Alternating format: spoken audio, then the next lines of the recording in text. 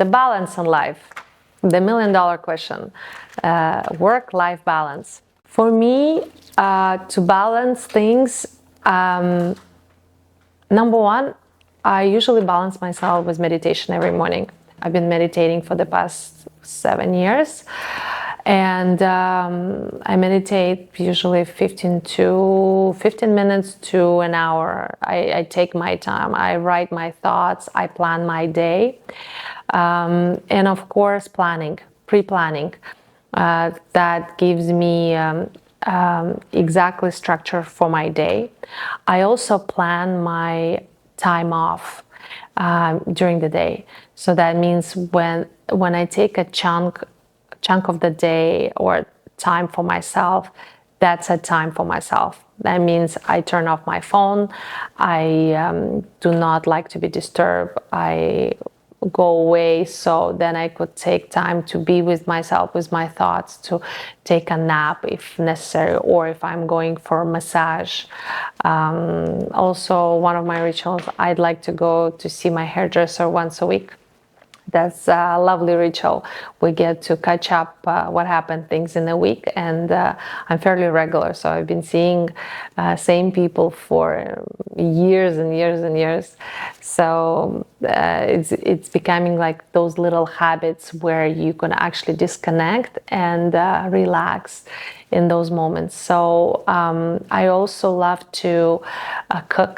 So I almost cook every other day at home. This is a sign of love for me in my day-to-day life, and putting the right ingredients, making simple dishes, sometimes slicing the tomato with olive oil and putting burrata and fresh basil, simple things, and we also, in my family, every dinner time we get together and we eat dinner together. So I do talk to all my family members, to my kids. They're already grown, but I speak to them every day and to see what happened, what was the highlight of their day, what is the lowest point of their day. We share jokes. I like to translate my Russian jokes to them, and they always laugh at my silly jokes, and we get to eat together, and we host. Sometimes we host my kids' friends at the dinner. So those rituals are very important. They're like everyday small things that matter. So yeah, so structure your day, have small rituals, and take time for yourself. That's the recommendation I could give from myself. That's what I use. And so that's that. Okay, on this subject is, if you need to improve your sales, for sure, I could recommend you Grant Cardone. All of his books on sales are amazing. Tim Ferriss is amazing, 4-hour week. It will open your mind on delegation, on prioritizing your time, what could be, what is important, what is not. So Tim Ferriss, that's second author I would recommend. Poorly Made in China. That's an amazing book if you're thinking to launch a product-based business that is manufactured in China. I believe it's Paul Migler is the writer. I'm not sure about that, but yes, Paul Migler. I hope I pronounced his name well. Poorly Made in China, I highly recommend. This is a great read. Another book that I recommend is Robert Kawasaki, Poor Dad, Rich Dad, Poor Dad. That's for sure. That's a core as well, just to understand the mindset of different people and understand how entrepreneurs think. And of course, Viktor Frankl, with his book, Man's Search for Meaning, for sure, just to give you perspective of joy and faith. That's an important book for me, so I highly recommend that. I hope it's 5. Okay, so the story about Waffle Logistics. I had a company, Waffle World Gifts. It's a journal company that I had it for many years, over almost 15 years. And during the COVID, we really had hit a wall.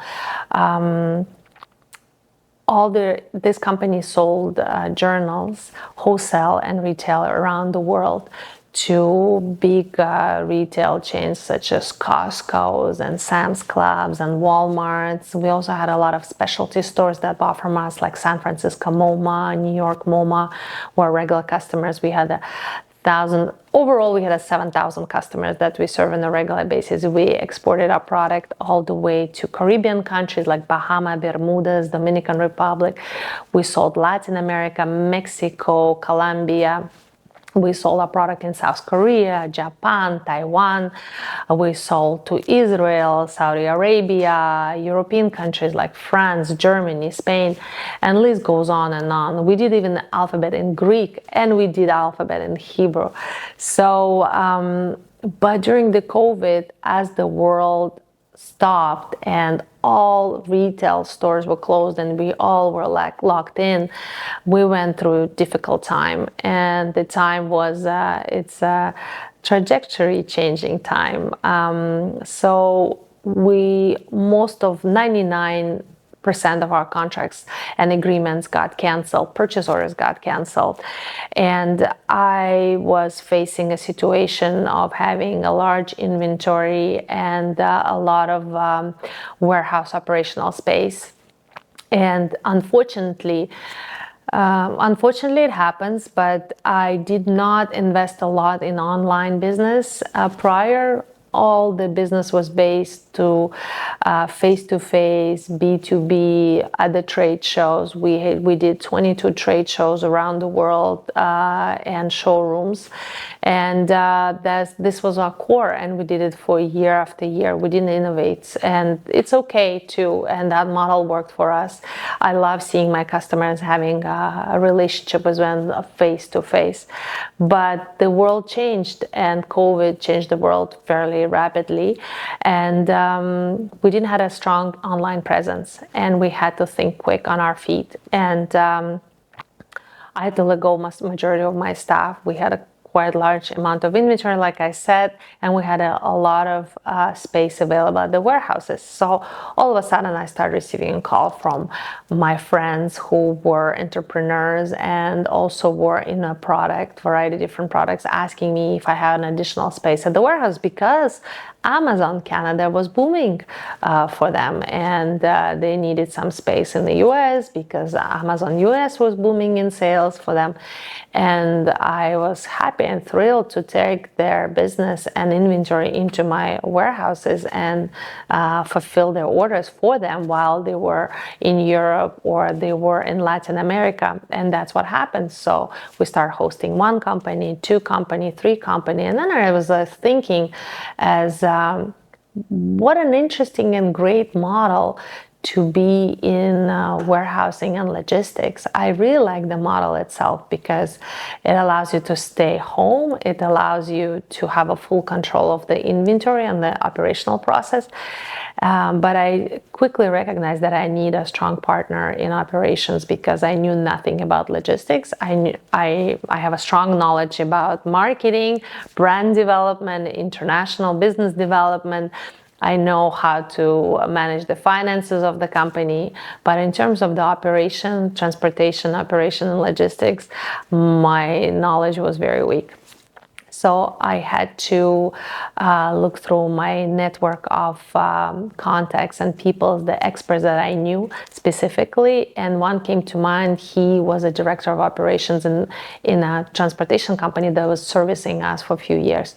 So I approached the gentleman and I told him that I'm looking a business partner to invest with me in a logistics company that I'm thinking to launch. And the testing was done successfully as I actually launched the site without even incorporating the business, and we were receiving requests every day and we were onboarding new customers. So I told him how I tested my idea. I knew there was a demand on the market as the people already were paying for holding the inventory at the warehouse and doing the fulfillment with my team, but I just needed to expand that model and take it more into the solid business on its own. So he agreed to become my partner, and we did a partnership agreement. It took us about 3 months to negotiate all the terms and discuss all the nuances with our legal team. And at the end of July in 2022, we launched Waffle Logistics.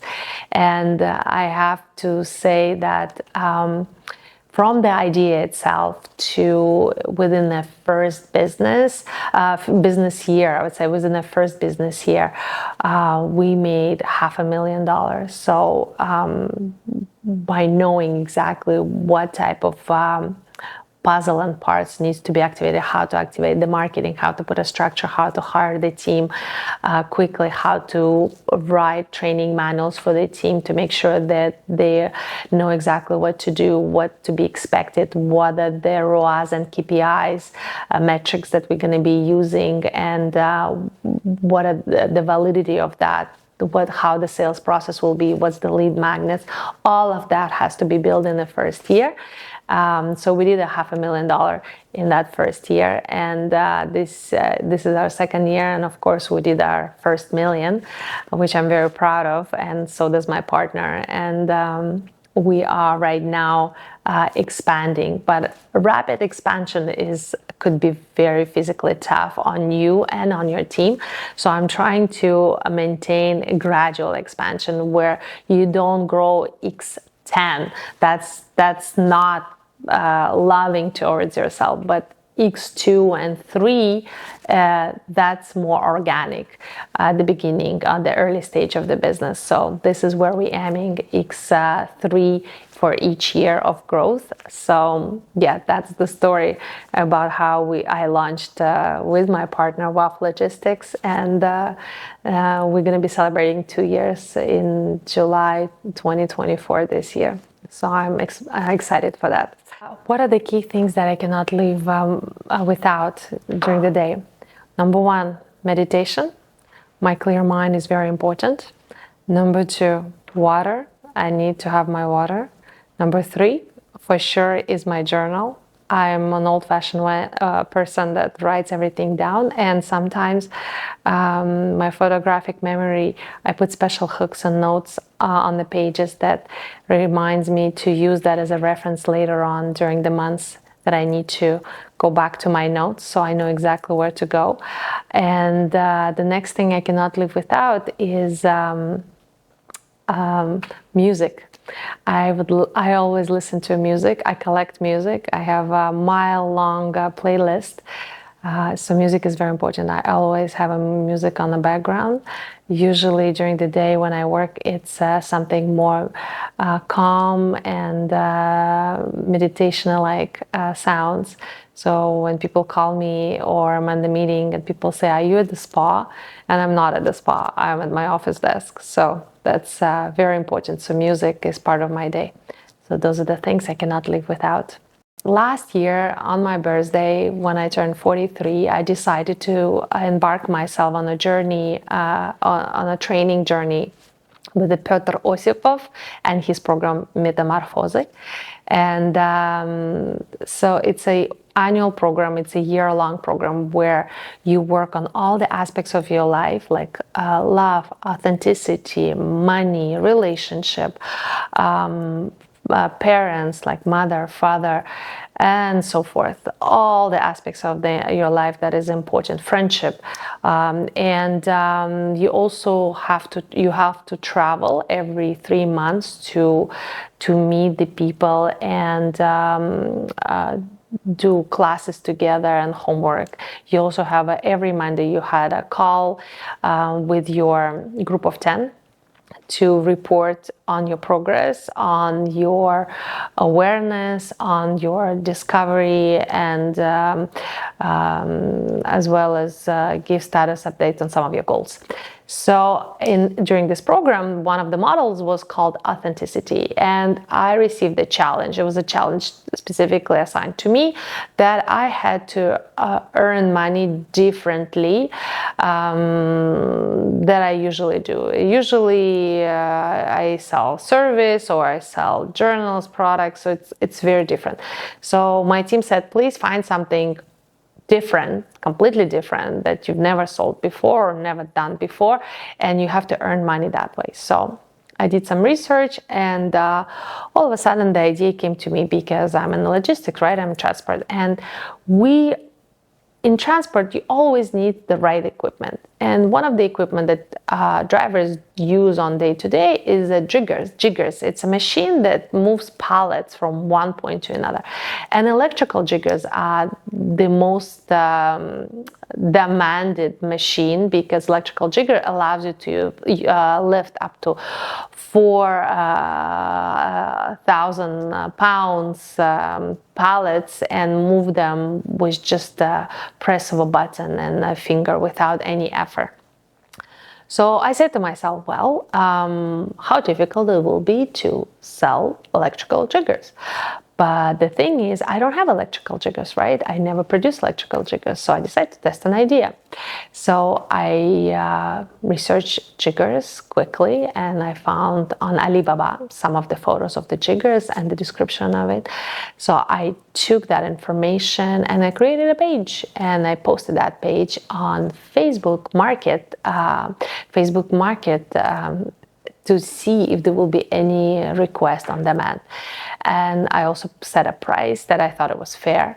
And soon enough, I was getting 20 messages a day from all over the Canada, people asking me details about the jiggers, and people wanted to buy one and trying to negotiate prices with me. So for me, it was a clear indicator the electrical jiggers is a way to go. And again, just remember, I don't have any jiggers. So this is imaginary machine that I took from Alibaba. I stole photos from the Alibaba with the description, and I set the price. So all of a sudden, the demand was huge. So what did I have to do? I had to find a local distributor nearby that sold similar machine. I made a deal with him, and he sold me 2 or 3 jiggers just as a sample test. I brought them to Montreal. I did the showroom with prospects that were writing to me on the Facebook Market, and today I sold, I think, up to 15 jiggers. We sold 15 jiggers so far. So yes, did I test that idea? Yes, I did test it. Does the market needs it? Yes, the market needs it. So could it be a good base for a business? Yes, it could be a good base for a business for me, because again, I'm putting my energy to it. So yes, it could be a good base business, another business base for me. But this is not my intention to sell jiggers, but I thought it was a cool story to share. Thank you.